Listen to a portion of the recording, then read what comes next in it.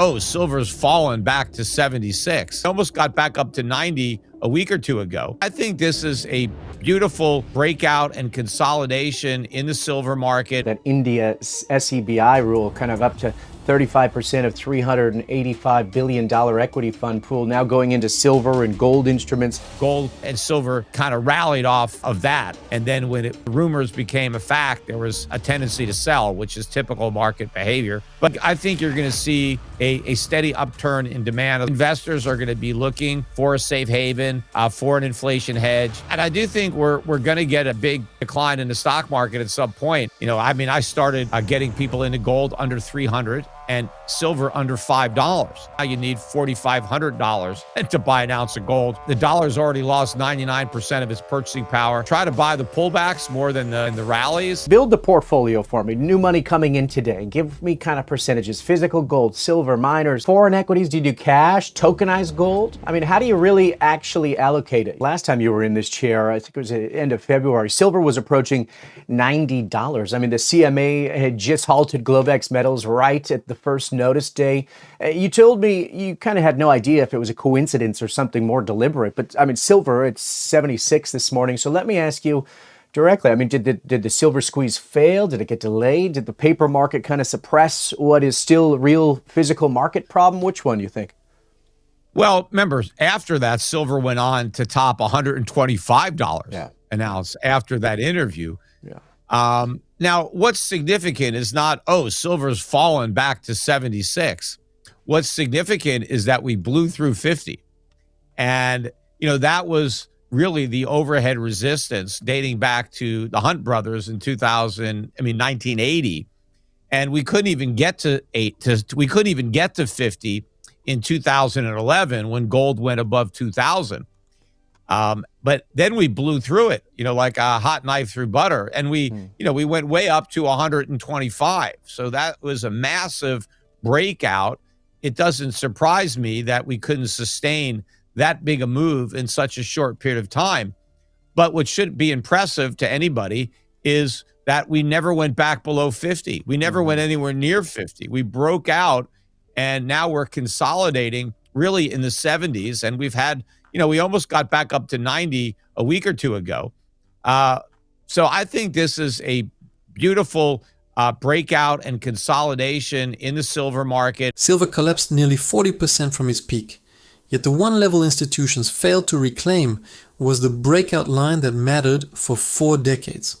As Peter Schiff points out here, the real signal is not the drop from $125 to 76, but the fact silver never revisited the old $50 ceiling that capped every major rally since 1980.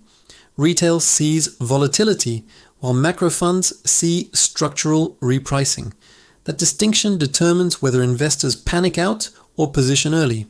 Next, Peter Schiff exposes why the paper market narrative breaks down once physical supply stops responding to price suppression. And this is going to resolve itself with another big up move. And, you know, so that $125 peak, that's not the peak for silver. That's just the first stop on a long road that I think is going to see much, much higher prices for silver.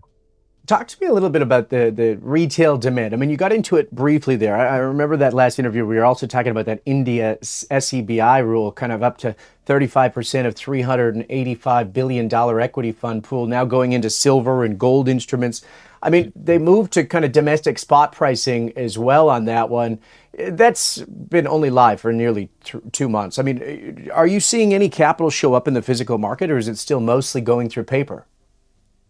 Well, I don't even think it's going through paper market either. I think there's just not a lot of demand. Now, things did pick up. I mean, if you look at my own experience with Schiff Gold and our sales there, 2024 and most of 2025 were pretty weak years for sales. I mean, the big year that we had was 2020. So when COVID broke out, there was a big uptick in retail demand for gold and silver. So we saw that, and then it kind of fizzled out, and it finally started to come back earlier this year, late last year, early this year, when we saw the big moves up. Then we finally saw an uptick in retail demand, which also coincided with a short-term top, which, is not atypical of the way markets typically trade.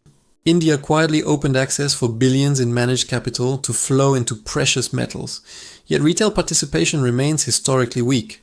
According to Peter Schiff, the surprising part is not surging demand, but how muted investor interest still is, despite silver breaking into triple digits earlier this cycle. That tells you institutions may already be positioning, while the public waits for confirmation headlines. Investors chasing momentum after mainstream coverage usually become liquidity for earlier buyers.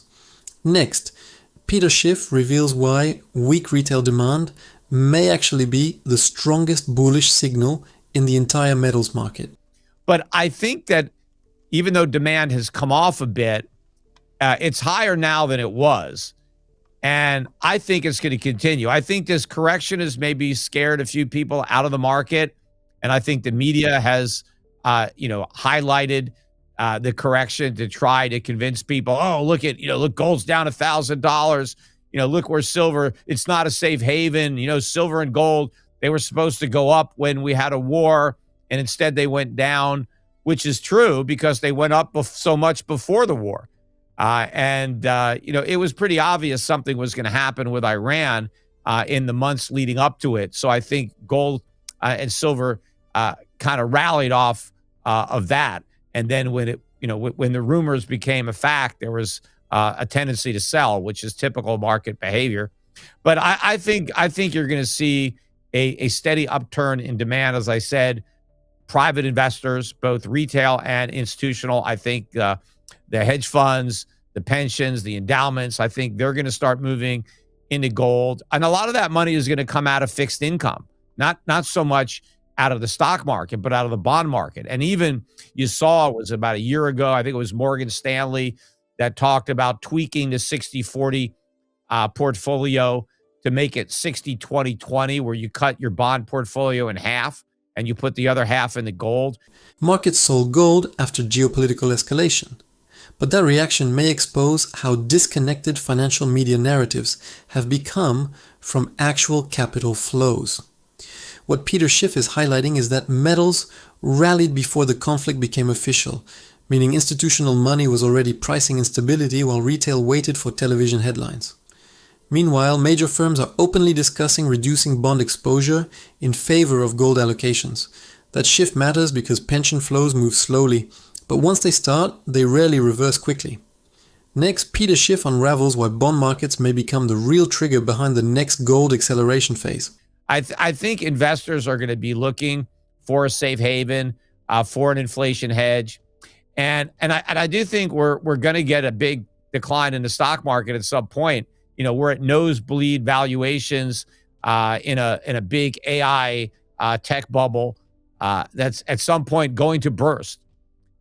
And when the money is leaving, where's it going to go?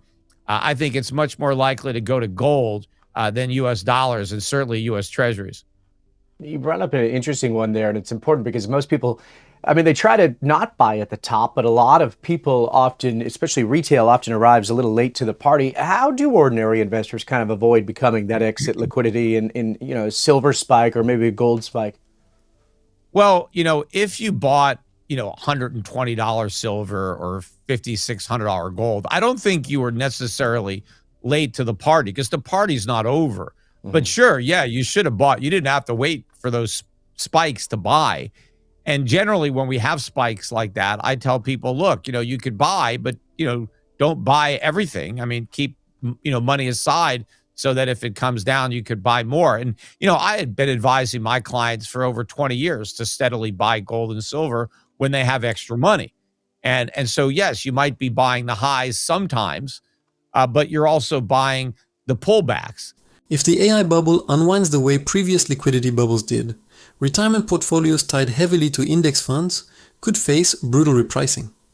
Peter Schiff's argument suggests capital fleeing, overvalued tech may not rotate into treasuries this time, because inflation risk has already damaged confidence in sovereign debt itself.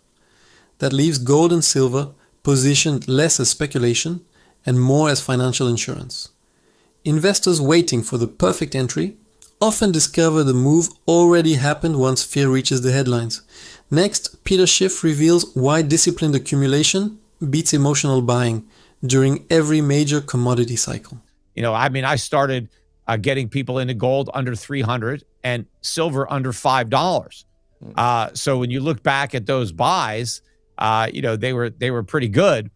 And even if you bought the highs along the way, a lot of those highs look pretty low, looking back from where we are right now. But usually what motivates people to move is something happening with the price. So if the price really starts to shoot up, people get afraid that maybe they're missing out on a bigger move, and they move quickly. And that's, just how the markets work. And sometimes when the market is going down, that's when people should be buying more. But then people get too afraid that it's going to keep falling. And so they don't buy, or worse, they sell, right? That's the worst thing you could do, is panic and get out, because these are long-term trends that are going to continue, I think, for a long, long time. Gold, when, the country started, we're about to have our 250-year anniversary, although that's of the Declaration of Independence. But the first Coinage Act of 1792, the gold was $20 an ounce, and it stayed $20 an ounce up until 1934. And then it became $35, and it stayed there until about 1970. But ever since then, the dollar's been collapsing, and now you need $4,500 to buy an ounce of gold. The dollar's already lost 99% of its purchasing power. The dollar held its gold peg for nearly 180 years, then lost 99% of its purchasing power in barely 5 decades after severing discipline from money creation. This is where Peter Schiff's thesis shifts from short-term price action to a much larger historical pattern around fiat decay and investor psychology.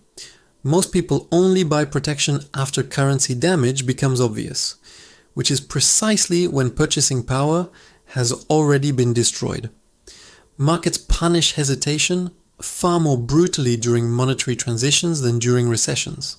Next, Peter Schiff exposes why the next stage of dollar devaluation could unfold dramatically faster than the last one.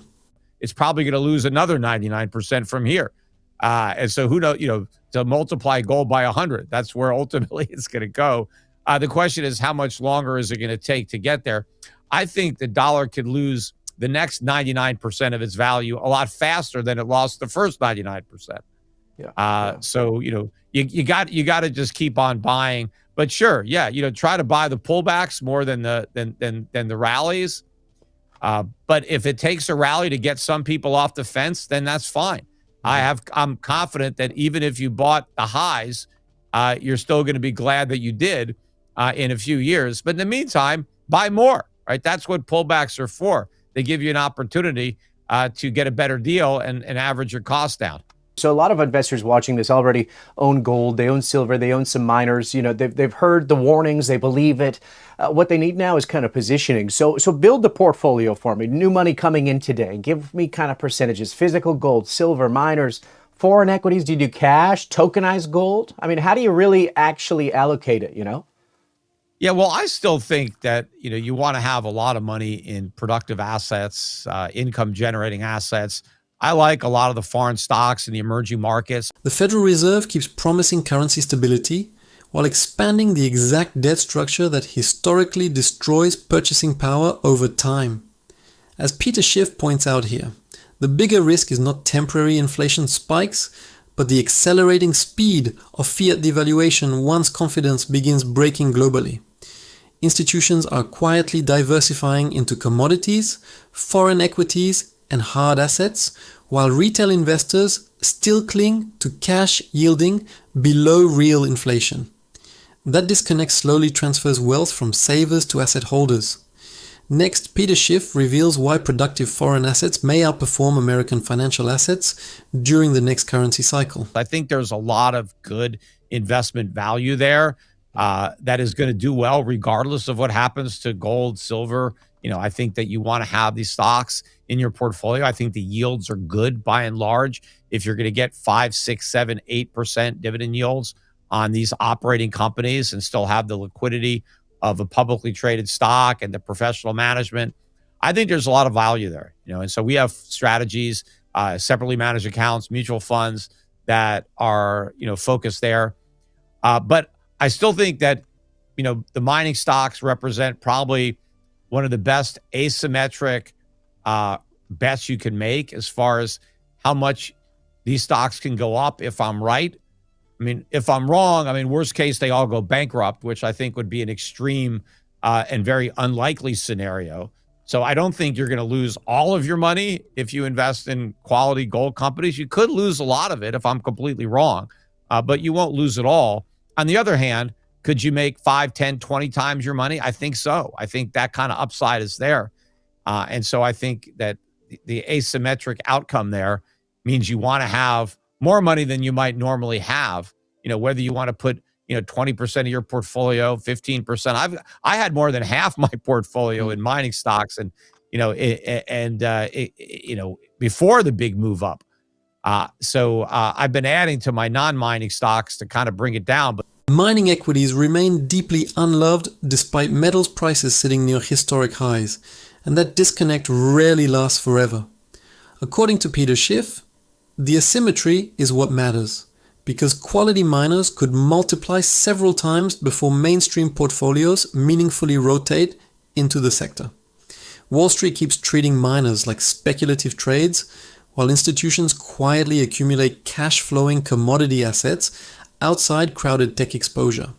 For long-term investors, missing a re-rating cycle can be more damaging than enduring volatility along the way.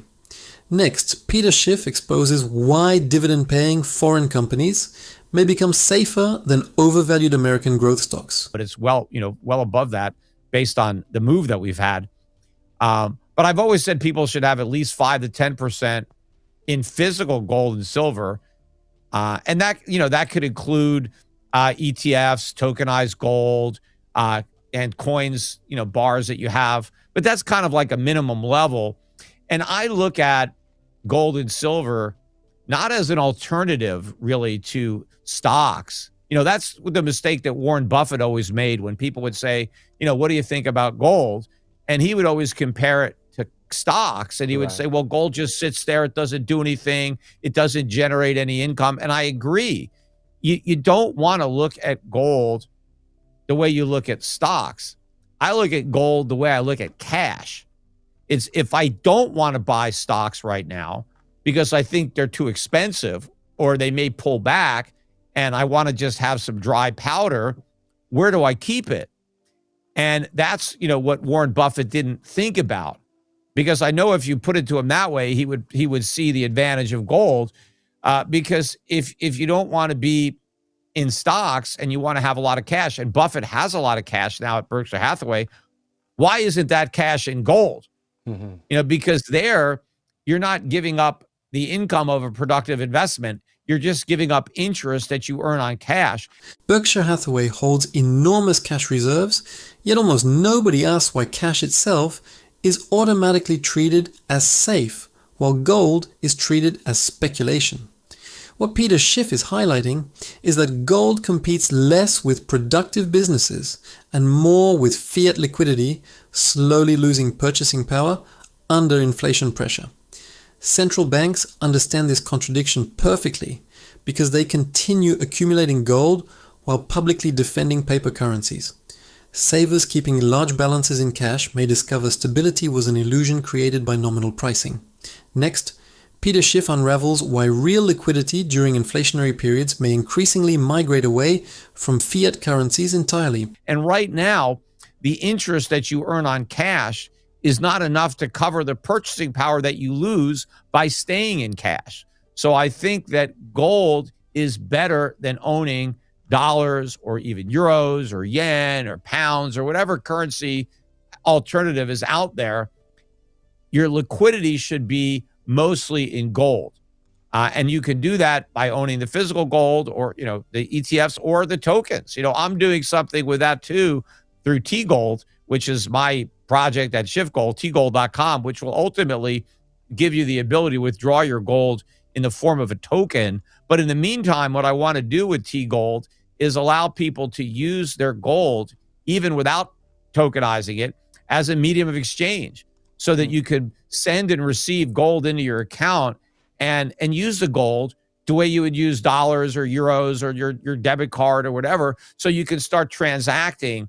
Because as inflation really starts to accelerate and you start to see prices rising at a much faster level, when you're talking, it's not 2% a year, it's 2% a month, maybe 2% a week, and at some point, maybe 2% a day, who knows? But when you start to see that kind of price increases, it makes it very difficult to deal in the currency. So you need to get out so you have something more stable, especially if you're a businessman and you're selling goods that need to be replaced. You got to be very careful. If you sell them for a currency that's collapsing, you could actually lose money on the sale. If inflation ever accelerates from yearly pain into monthly erosion, ordinary savers will discover their safe cash reserves were melting the entire time. Peter Schiff's argument suggests tokenized gold is not really about innovation hype, but about rebuilding a stable settlement system outside continuously devaluing fiat currencies. Businesses operating during high inflation cycles often fail not because demand disappears, but because replacement costs outrun collapsing currency receipts. That risk rarely appears in mainstream portfolio discussions until the damage is already visible. Next, Peter Schiff reveals why transactional gold could emerge faster than policymakers are prepared to admit. Because you won't be able to buy back what you sold. But if you accept payment in gold and real money, then you don't have that problem. And so this is going to evolve over time as inflation gets worse and worse. Yeah, hey, I haven't actually heard you publicly talk too much about T-Gold since I had you on in February. Where are you with that right now? Some good movement? I mean, we're certainly seeing what Tether's doing. Yeah, well, I mean, so far, T-Gold, you could just buy gold and silver in any amount, right? Somebody could buy $50 worth, $100 worth, and have it in their account, and you could trade it. But we don't have the approvals yet for it to be used, as money, like a PayPal or something like that. Right. And I haven't decided. There's a good chance I'm going to launch my own token. I'm still talking with different people, but I want to be able to let people, even if it's not my own token, they can still withdraw it. Tether Gold is a viable token you could withdraw instead of physical gold, and you could just load it up on a wallet. But all this stuff is going to come. But what's important to me now is not helping people spend their gold, because you don't want to spend your gold yet. You want to spend your dollars. You want to spend your euros.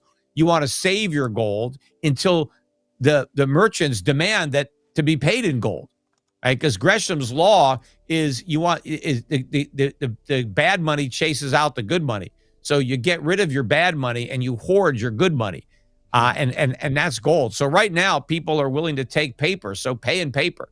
As long as people are dumb enough to take paper, then pay in it.